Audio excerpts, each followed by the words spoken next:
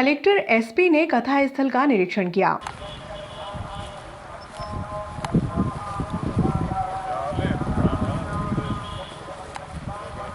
हिंद सांस्कृतिक मंच के तत्वाधान में गुड़ी पड़वा पर आयोजित भव्य राम रथ यात्रा की तैयारियों को लेकर कलेक्टर व एसपी ने शनिवार को शहर में पहुंचकर व्यवस्थाओं का जायजा लिया। इस दौरान जनप्रतिनिधि, आयोजनकर्ता सहित प्रशासनिक अधिकारीगण मौजूद थे।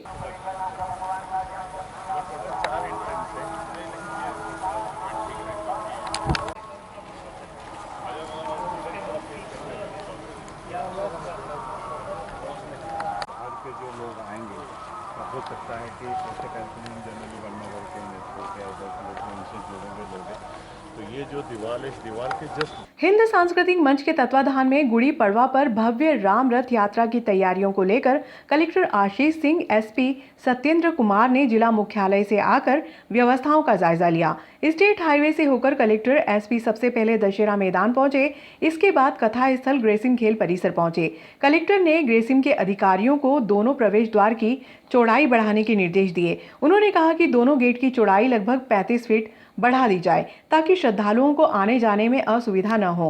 कलेक्टर ने लगभग 35,000 श्रद्धालुओं के आयोजन में शामिल होने की बात कही, जिसको लेकर पार्किंग, यातायात सहित अन्य व्यवस्थाओं में प्रशासन आयोजनकर्ताओं का सहयोग करे। वाहनों की पार्किंग के लिए भारत कॉमर्स स्कूल परिसर, संगम ग्राउंड, नरेंद्र मोदी खेल परिसर, हनुमान घाट, हवाई पट्टी आदि का स्थल निरीक्षण किया। एसपी सत्येंद्र कुमार ने कहा कि वाहनों की पार्किंग को लेकर यातायात के संबंध में कार्य योजना तैयार करने के निर्देश स्थानीय पुलिस अधिकारियों को दिए गए। 1 तारीख को जो गुड़ी पड़वा है उसकी पूर्व संध्या पर यहाँ पर दिलीप मिश्रा जी का जो कार्यक्रम होना है और एक जो शोभा यात्रा भी निकलनी है, उसकी व्यवस्थाओं के लिए आज हमारे एसपी साहब के द्वारा पूरी प्रशासनिक टीम के साथ में, जनप्रतिनिधियों के साथ में यहाँ पर भ्रमण किया गया और प्रशासन की तरफ से चाहे ट्रैफिक की व्यवस्था हो, पार्किंग की व्यवस्था हो, इन सब चीज़ों को लेकर कानून व्यवस्था की दृष्टि से जो व्यवस्थाएं होती हैं उनमें कहीं कोई खामी न रहे, ये सुनिश्चित किया जाएगा। जो भी श्रद्धालु यहाँ पर आते हैं उनको किसी प्रकार की असुविधा का सामना ना करना पड़े और ख़ास तौर पर पहले के जो उदाहरण हैं कि जो ट्रैफिक व्यवस्था है और इस प्रकार से जो जनसामान्य को असुविधा का सामना करना पड़ता है, उस प्रकार की स्थिति निर्मित नहीं होनी चाहिए। उस पर हमारा विशेष ध्यान रहेगा।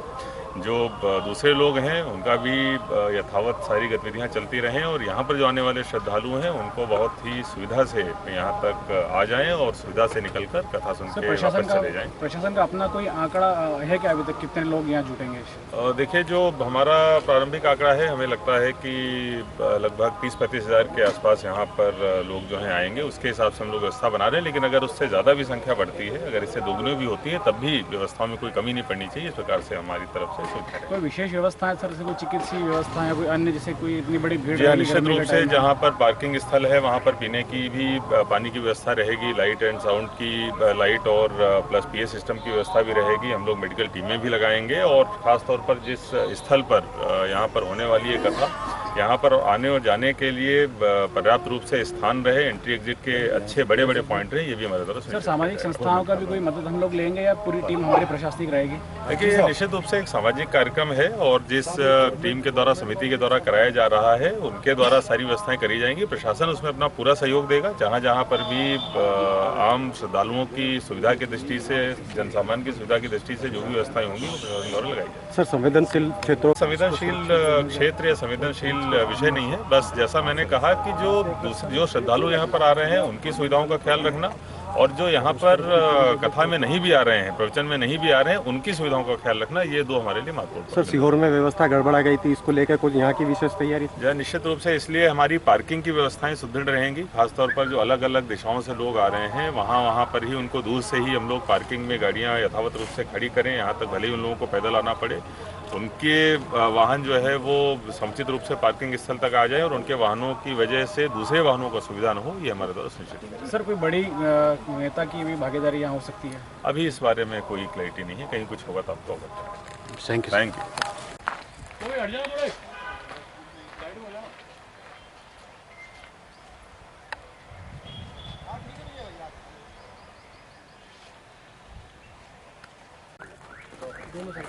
ये जो एसपी साहब अगर आप लोग ऐसा भी कर सकते हो 4 व्हीलर यहाँ तक रोक सकते, लेकिन अंतिम डिसीजन आप लोगों का, हम लोग को डिसाइड नहीं करें, आप लोग लोकल सुझाव दे रहे हैं। बाकी ये मदद गेट का भी वो कर देंगे, गेट का वो मंदिर के पास में है ना, स्टेप के बराबर में देखेंगे, यदि अपना ऐसा बना तो 2 व्हीलर को। ऑब्जेक्टिव ये है कि आपका जो रैली है वो रैली डिस्टर्ब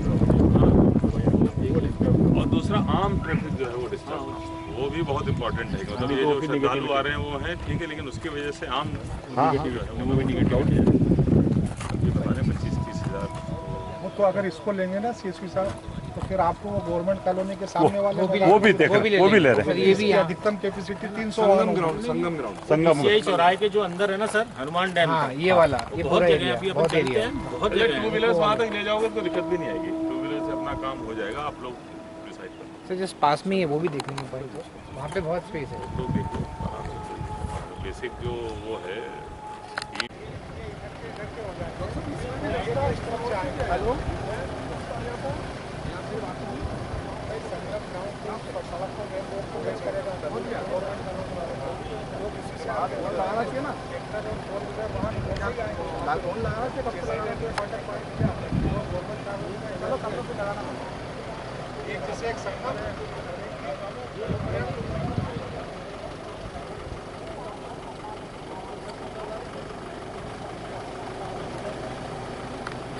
आज जो 1 तारीख का हम लोगों का, आप और हम सब लोगों का जो गुड़ी पड़वा की पूर्व संध्या पर राम रथ यात्रा और पंडित प्रदीप मिश्रा जी की जो प्रवचन का कार्यक्रम है, उस कार्यक्रम की एक प्रारंभिक तैयारी के लिए जिले के कलेक्टर साहब और SP साहब दोनों ने और समस्त यहाँ के SDM साहब, CSP साहब और बाकी जो नगर पालिका का अमला है और भारतीय जनता पार्टी के और हिंद सांस्कृतिक मंच के जितने कार्यकर्ता हैं, वो सारे लोगों ने एक मोटा पार्किंग को लेके, यात्रा के मार्ग को लेके सारी चीज़ों पे निरीक्षण भी करा है। कुछ निर्देश भी कलेक्टर साहब ने संबंधित अधिकारियों को दिया है।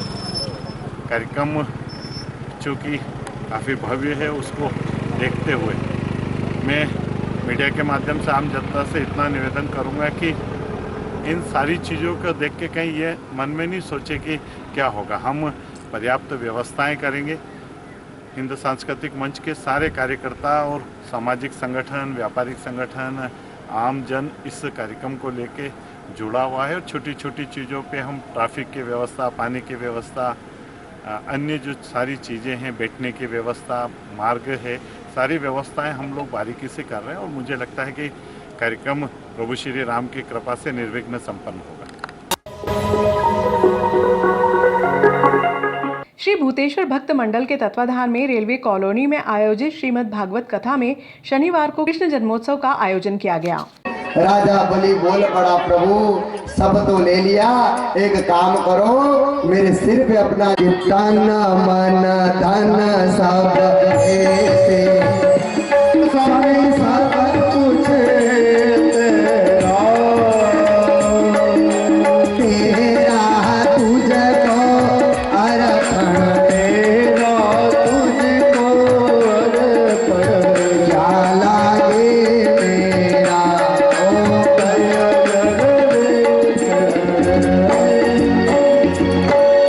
मेरा लोक में गए तो भगवान भी द्वारपाल बन करके खड़े हैं।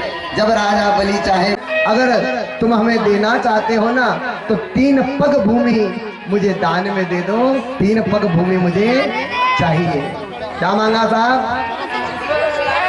वामन भगवान ने क्या मांगा कि 3 पग भूमि मुझे दान चाहिए। तो राजा बलि हंसने लगा।